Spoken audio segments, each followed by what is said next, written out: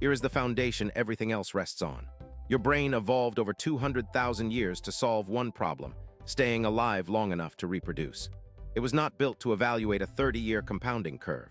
It was not built to resist a one-click checkout button engineered by behavioral psychologists in Silicon Valley. And it was certainly not built to delay gratification for a retirement account you cannot touch for 4 decades. Daniel Kahneman, the Nobel-winning psychologist who died in 2024, spent his entire career documenting this. In his research with Amos Tversky, he proved that humans feel the pain of losing $100 roughly twice as intensely as the pleasure of gaining $100. This is called loss aversion, and it is why investors panic sell during a 20% market correction and lock in losses that historically reverse within 18 months. The S&P 500 has returned an average of 10.26% annually since 1957, but the average retail investor earned only 3.6% over the last 30 years, according to the 2024 DALBAR Quantitative Analysis of Investor Behavior Study. That gap, nearly 7 percentage points, is not a market problem. It is a brain problem. And here is the kicker most financial advisors will never tell you because their commission depends on you trading more, not less. If this is landing, save this video. You will want to come back to this when you are ready to act. Now for the counterintuitive part. You assume the wealthy got rich because they earn more. Wrong. 2010 study by Vanderbilt University economists Jay Hartzell and Tyler Williams analyzed lottery winners, people handed instant wealth with zero earning skill, and found that approximately 70% of major lottery winners are broke within 7 years. The National Endowment for Financial Education has replicated this finding repeatedly. Mike Tyson earned over $300 million and filed for bankruptcy in 2003. Curt Schilling, the Boston Red Sox legend, made over $100 million and lost it all on a single video game company by 2012. Why? Dopamine. Your brain does not actually reward you for having money. It rewards you for the anticipation of acquiring something. Neuroscientist Dr. Anna Lemke at Stanford documented this in her 2021 book Dopamine Nation. Every Amazon purchase, every Uber Eats order, every new pair of shoes delivers a microhit of the same neurochemical that powers cocaine addiction. The hit fades in minutes. The credit card balance does not. Here is the brutal math.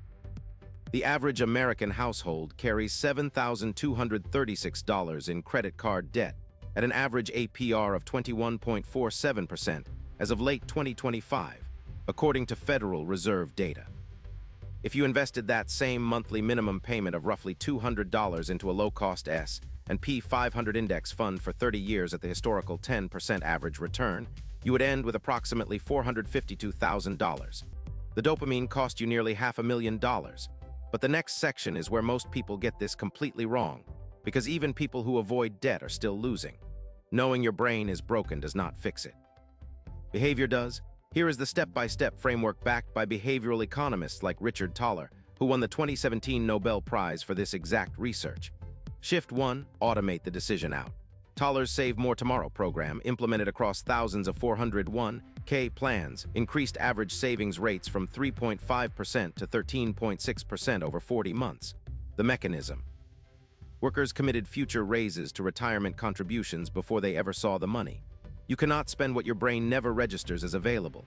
Set up automatic transfers the same day your paycheck hits to a Roth IRA, a brokerage account, an HYSA paying 4.35% like Marcus or Ally. Make the default action wealth building. Make spending the conscious choice. Shift 2. Install a 48-hour rule on any non-essential purchase over $100. MIT neuroscientist Dr. Drazen Prelek proved that the pain of paying activates the insula, the same brain region that processes physical pain, but only when payment is visible and delayed. Credit cards numb that signal. Waiting 48 hours restores it. A 2023 study from the Journal of Consumer Psychology showed this single habit reduces discretionary spending by 31% on average. Shift 3. Track net worth, not income. Thomas Stanley's foundational research in The Millionaire Next Door, updated by his daughter Sarah Stanley Fallow in 2018, found that the typical American millionaire earns less than $250,000 annually, but obsessively monitors their balance sheet. They check net worth weekly. Most non-millionaires cannot tell you their net worth within $10,000. What gets measured gets managed, and your brain is wired to optimize whatever number you focus on. Drop in the comments, have you ever made a purchase you regretted within 48 hours? I want to see how universal this is.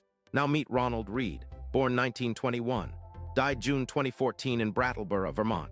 He worked as a gas station attendant for 25 years, then as a janitor at J.C. Penney until his late 70s. He drove a second-hand Toyota Yaris. He held his coat together with a safety pin. When he died at age 92, his estate was valued at $8 million. He did not win the lottery. He did not start a company. He bought blue-chip dividend stocks, Procter & Gamble, Johnson & Johnson, J.P. Morgan Chase, AT&T, and held them for decades. He reinvested every dividend. He never panic sold during the 1973 crash, the 1987 crash, the 2000 dot-com bust, or the 2008 financial crisis. He left $6 million to a local hospital and library.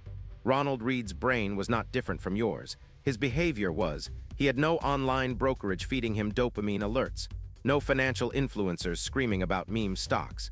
He bought what he understood and refused to sell. Compound interest did the rest. $8,000 invested in the S&P 500 in 1965, when Reed started seriously investing, would be worth roughly $2.3 million today with dividends reinvested, according to historical data from NYU Stearns, a SWAT Damodaran. Reed just did it with more capital and more patience. His secret was not intelligence. It was the absence of interference. He let his money sit while his brain quietly tried, and failed, to convince him to do something stupid. CTA 1213 Min. If this reframed how you think about money even a little, subscribe and hit the bell icon so you never miss a wealth breakdown.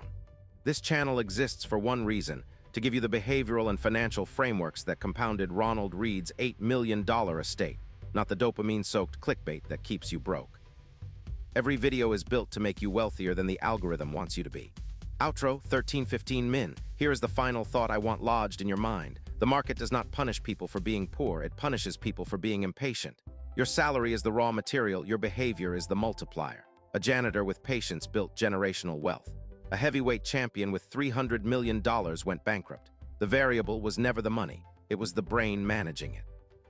So the next time you feel the urge to check your portfolio for the third time today, the next time the algorithm shoves a luxury watch into your feed, the next time a coworker brags about a hot stock tip, pause, recognize it for what it is. Your survival brain trying to keep you alive in a world that no longer exists, using strategies that no longer work. Override it once, then twice, then 1,000 times. That is what wealth actually looks like from the inside. If this hit, my breakdown on the assets the wealthy quietly buy before age 40 will make even more sense now. Because once you understand the brain trap, the asset strategy becomes obvious. Timestamps 00, 00 the shocking stat 00, 45 why your brain sabotages money 03, 00 the dopamine debt trap 06, 003 behavioral shifts that work 09, 00 the janitor who beat Wall Street 12. 30 final thought on wealth mindset.